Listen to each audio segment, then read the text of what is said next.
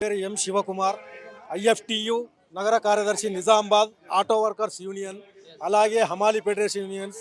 ఏదైతే తెలంగాణ వచ్చిన తర్వాత కేసీఆర్ ప్రభుత్వం ఉన్నప్పుడు ఆటో కార్మికుల కోసం సంక్షేమ బోర్డు తీసుకొస్తాము, అలాగే ఆటో కార్మికుల కోసం ఏదైతే చట్టాలు ఉన్నాయో రోడ్ యాక్సిడెంట్ చట్టాల కింద ఏదైతే కేంద్ర ప్రభుత్వం కూడా ఆటో కార్మికులకు యాక్సిడెంట్ అయితే 10 లక్షల రూపాయలు జుర్మానా, అలాగే జైలు పాలు చేసే విధంగా చట్టాలు తెస్తున్నాయి.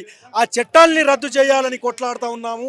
ఒకవైపు ఈ ప్రభుత్వం వచ్చిన తర్వాత, కాంగ్రెస్ ప్రభుత్వం వచ్చిన తర్వాత ఆటో కార్మికులకు ఏమని హామీ ఇచ్చిందంటే, మహిళ కింద ఏదైతే బస్సు ఫ్రీ ఇచ్చిరో, అయ్యా మీ బస్సు ఫ్రీ ఇవ్వడం మాత్రం మంచిగా ఉంది, కానీ ఇక్కడ మాత్రం ఆటో కార్మికుల పొట్టను కొడతారని ఆ రోజు ధర్నాకు దిగితే ఇదే రేవంత్ రెడ్డి ప్రభుత్వం ఏం చెప్పారంటే, అయ్యా ఆటో కార్మికులు మీరు భయపడవలసిన అవసరం లేదు, మీ సమస్యల్ని నేను పరిష్కరిస్తాను, మీకు సంవత్సరానికి 12,000 రూపాయలు ఇస్తానని ఆ రోజు మీరే బహిరంగ సభలలో చెప్పడం జరిగింది.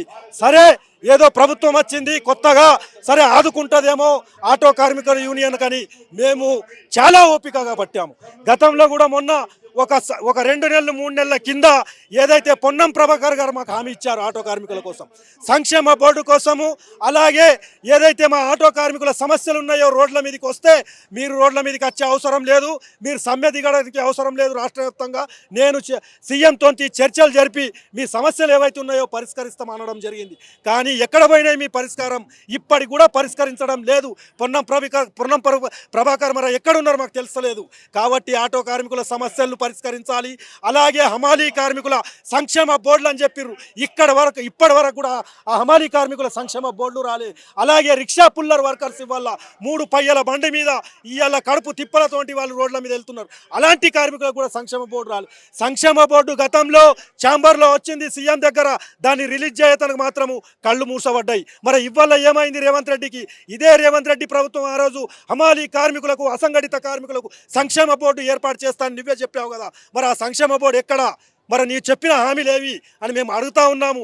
అందుకనే ఇవాళ నిజామాబాద్ నుంచి మళ్ళీ ఇతర మొత్తం రాష్ట్రం నుంచి వేల మందిగా ఇక్కడ తరలి వచ్చి నీ హామీలు అమలు చేయాలా. అలాగే 6 గ్యారెంటీలు చెప్పినావు, 7వ గ్యారెంటీ ఎక్కడిది? 6 గ్యారెంటీలే నీ అమలు లేవు ఇవ్వాలా అని మేము డిమాండ్ చేస్తూ ఉన్నాము. పిఎఫ్ ఈఎస్ఐ సౌకర్యాలు కూడా లేవు కార్మికులకు. ఖచ్చితంగా పిఎఫ్ ఈఎస్ఐ సౌకర్యాలు కలిగించాలి, సంక్షేమ బోర్డులు ఏర్పాటు చేయాలి.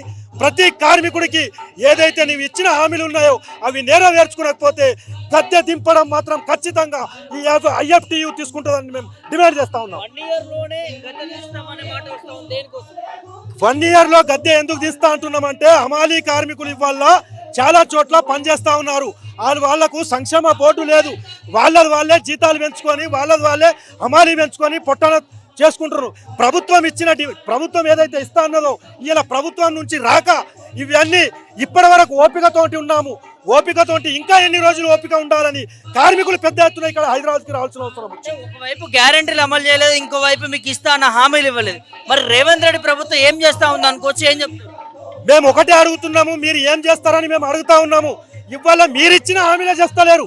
మేము ఇంకో డిమాండ్ అడుగుతలేము, మీకు బంగారం అడుగుతలేము, బంగ్లాలు కట్టిమంటలేము. మీరిచ్చిన డిమాండ్లే ఏమైనాయి? ఇవాళ డబుల్ బెడ్రూమ్లు అన్నారు. ఇవాళ మన నిజామాబాద్ జిల్లాలనే తీసుకుంటే 1,64,000 అప్లికేషన్స్ ఉంటే 20,000 డబుల్ బెడ్రూమ్లు కట్టిరు. ఎవరికి ఇస్తారయ్యా అవి? ఇప్పటి వరకు కూడా ఇచ్చిన దిక్కు లేదు. కేసీఆర్ ప్రభుత్వంలో కట్టిన డబుల్ బెడ్రూమ్ ఇప్పటి వరకు కూడా దాన్ని అమల్లో లేదు.